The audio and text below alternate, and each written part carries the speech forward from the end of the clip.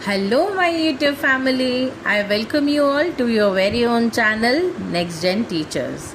हम कर रहे हैं B.Ed फर्स्ट ईयर की तैयारी, पेडागोजी ऑफ इंग्लिश।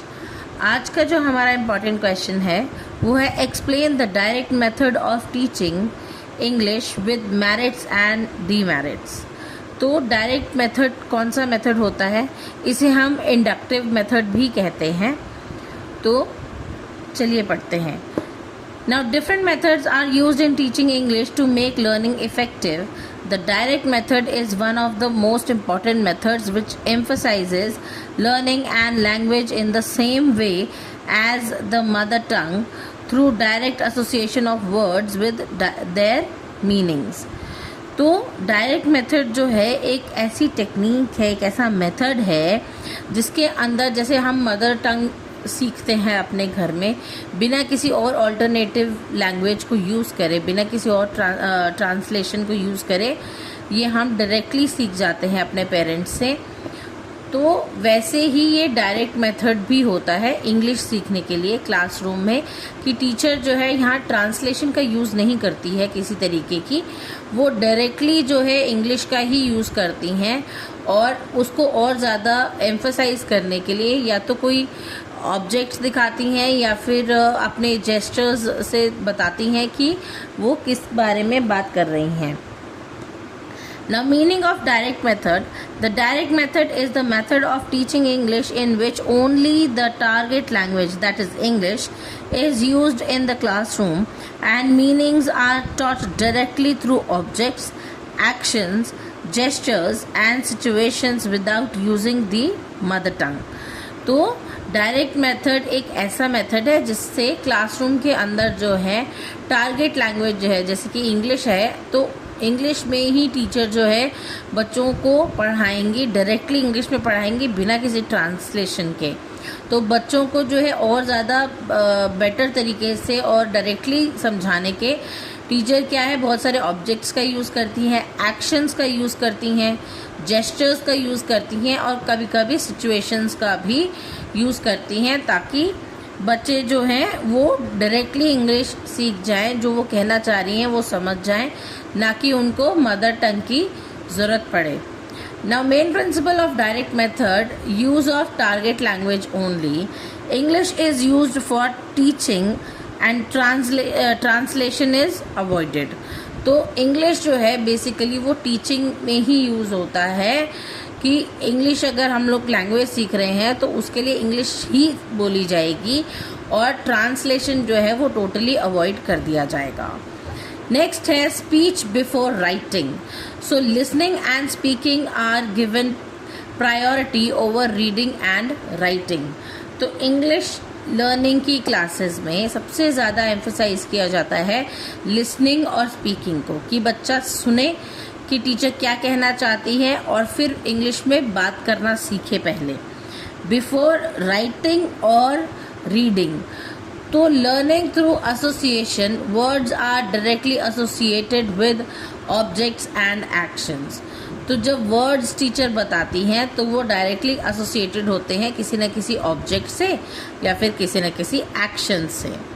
अब ये क्या है? Inductive teaching of grammar. तो ये इंडक्टिव मेथड है, मैंने पहले ही बताया आपको कि डायरेक्ट मेथड को इंडक्टिव मेथड भी कहते हैं।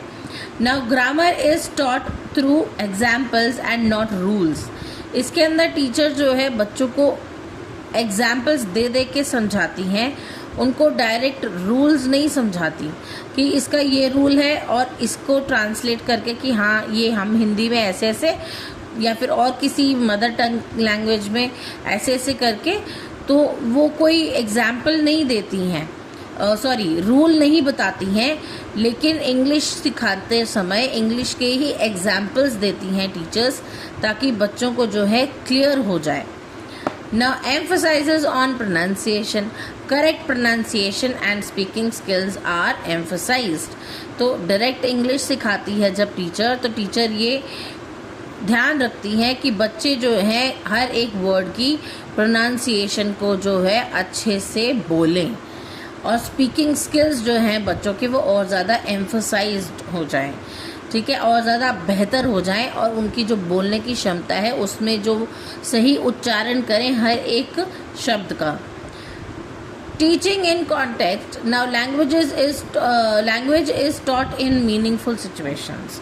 तो ये जो लैंग्वेज है वो एक मीनिंगफुल सिचुएशन में सिखाई जाती है कि हाँ हमें इंग्लिश क्यों सीखनी है और किस तरीके से सीखनी है। तो डायरेक्ट मेथड में इंग्लिश की क्लासरूम में सिर्फ इंग्लिश का ही यूज़ होता है, ना कि किसी मदर टंग का, डायरेक्ट मेथड में।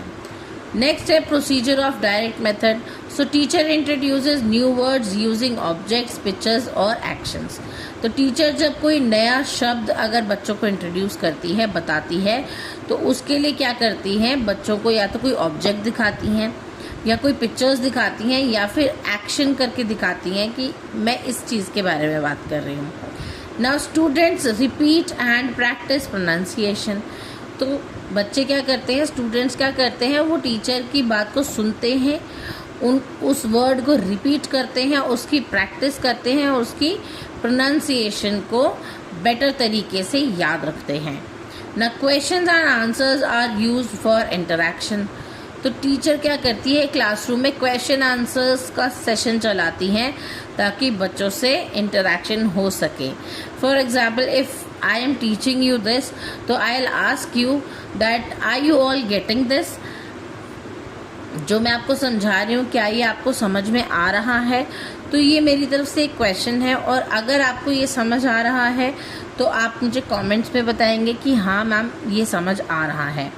तो उसी तरीके से टीचर भी जो है क्लासरूम के अंदर क्वेश्चन आंसर्स का जो है यूज़ करती है बच्चों के साथ इंटरेक्शन के लिए। नेक्स्ट है sentences are formed without translation.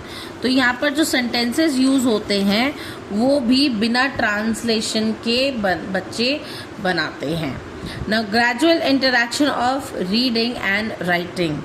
तो रीडिंग और राइटिंग के साथ में थोड़ी बहुत ही जो है इंट्रोडक्शन टीचर देती है बच्चों को, बाकी ज़्यादातर जो है ये एम्फसाइज करता है किस चीज़ पर, लिसनिंग एंड स्पीकिंग पर।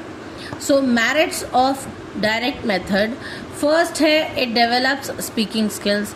बच्चों की फ्लुएंसी अच्छी हो जाती है, बच्चे कॉन्फिडेंटली जो है इंग्लिश में बात कर पाते हैं। फिर it improves pronunciation. While repeating and learning every word with their correct pronunciation make them pronounce every word each time with a full confidence and in a proper manner. तो बच्चे क्या करते हैं, बच्चे अच्छे से हर एक शब्द का उच्चारण बार बार उसको रिपीट करके सीखते हैं और बाद में जब वो इंग्लिश फ्लुएंटली बोलते हैं तब वो हर एक शब्द का उच्चारण अच्छे से करते हैं। नेक्स्ट है natural way of learning. Now language is learn like a mother tongue. इसके अंदर जो है बच्चों को, मैंने आपको पहले ही बताया, जैसे हम अपनी मदर टंग सीखते हैं लैंग्वेज भी बच्चों को उसी तरीके से सिखाई जाती है और उसके अंदर और कोई भाषा का इस्तेमाल नहीं किया जाता। It encourages thinking in English. तो बच्चे जो हैं इंग्लिश में ही सोचना शुरू कर देते हैं, ना कि पहले हिंदी में सीख के समझ के उसको हिंदी में सोच के और फिर उसे इंग्लिश में ट्रांसलेट करें, ऐसा नहीं होता। बच्चे यहाँ पर डायरेक्टली इंग्लिश में ही सोचते भी हैं। ना interesting and activity based, it use of objects and actions make learning engaging. तो एक्शंस और ऑब्जेक्ट्स का जब इस्तेमाल होता है लैंग्वेज लर्निंग में तो वो इसके लिए बच्चों को जो है, जो लर्नर्स हैं उनको इंगेज करके रखती है, उनकी अटेंशन ग्रैब करती है। कहने का मतलब कि ये इस वाले मेथड के अंदर, डायरेक्ट मेथड के अंदर या फिर इंडक्टिव मेथड के अंदर बच्चे जो होते हैं एक्टिव होते हैं, स्टूडेंट्स या लर्नर्स जो होते हैं वो एक्टिवली पार्टिसिपेट करते हैं, एक्टिवली जो है वो एक लैंग्वेज को याद करते हैं। इसके डीमेरिट्स क्या हैं? अब डीमेरिट्स ऑफ डायरेक्ट मेथड क्या है? सबसे पहले तो ये बहुत ज़्यादा टाइम टेकिंग होता है, बहुत टाइम कंज्यूमिंग होता है। तो स्टूडेंट्स में struggle without translation takes more time. तो बच्चों को अगर ट्रांसलेट करके ना बताई जाएगी कोई चीज़ तो बच्चे जो हैं उसको सीखने में और ज़्यादा समय लेते हैं। Now, time consuming teaching means meanings without translation takes more time. तो बिना ट्रांसलेशन के बच्चों को कुछ भी चीज़ सिखाना जो है वो ज़्यादा टाइम टेकिंग होता है. Not suitable for large classes. अगर बड़ी क्लासेस के अंदर आप डायरेक्टली इंग्लिश लैंग्वेज का ही यूज़ कर रहे हो तो वो आप ज़्यादा नंबर ऑफ स्टूडेंट्स के साथ में नहीं कर पाओगे, क्योंकि डायरेक्ट मेथड के लिए आपको हर एक बच्चे का अटेंशन ग्रैब करना होता है. Individual attention is required, which is difficult in big classrooms. तो बड़ी क्लासरूम के अंदर इंडिविजुअल जो अटेंशन है वो ग्रैब करना थोड़ा मुश्किल होता है, इसीलिए वहाँ पर डायरेक्ट मेथड यूज़ नहीं किया जा सकता. Requires skilled teachers. अब इसके लिए स्किल्ड टीचर्स चाहिए होती हैं जो कि फ्लुएंट भी हों और वेल ट्रेंड भी हों. Limited vocabulary explanation. Now, abstract words are difficult to explain without translation. कुछ वर्ड्स ऐसे होते हैं जो कि ट्रांसलेट करके बताने ही होते हैं.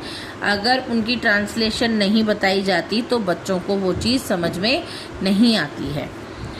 राइट, तो ये हो गए इसके डीमेरिट्स. नाउ कंक्लूजन क्या है? कंक्लूजन है, in conclusion, the direct method is an effective way of teaching English as it promotes natural learning and communication skills. Its success depends on the teacher's ability and classroom conditions. तो एक तो classroom condition के ऊपर कि बच्चे जो हैं उसके अंदर ज़्यादा नहीं होने चाहिए. It should not be a big classroom first of all. उसके बाद में टीचर की काबिलियत के ऊपर डिपेंड करता है कि टीचर कितनी फ्लुएंट है या कितनी वेल ट्रेंड है कि बच्चों को वो इंग्लिश लैंग्वेज इंग्लिश में ही सिखा सकती है without translating it in their mother tongue. Right, उसके बाद में ये क्या प्रमोट करता है? डायरेक्ट मेथड प्रमोट करता है एक effective way of English teaching, ठीक है, और नेचुरल लर्निंग और कम्युनिकेशन स्किल बच्चों के अंदर ये बिल्डअप करता है. तो ये था हमारा डायरेक्ट मेथड और इंडक्टिव मेथड. आई होप आपको समझ आया होगा. अगर आपको मेरी वीडियोस अच्छी लगती हैं तो please do like, share it with your friends. अच्छे अच्छे कमेंट्स करके मुझे मोटिवेट करना ना भूलें, और आगे आने वाले इम्पॉर्टेंट क्वेश्चंस की वीडियो आपको मिल जाए उसके लिए आप मेरा चैनल ज़रूर सब्सक्राइब कर लें. मिलते हैं अगली वीडियो में, तब तक के लिए थैंक यू.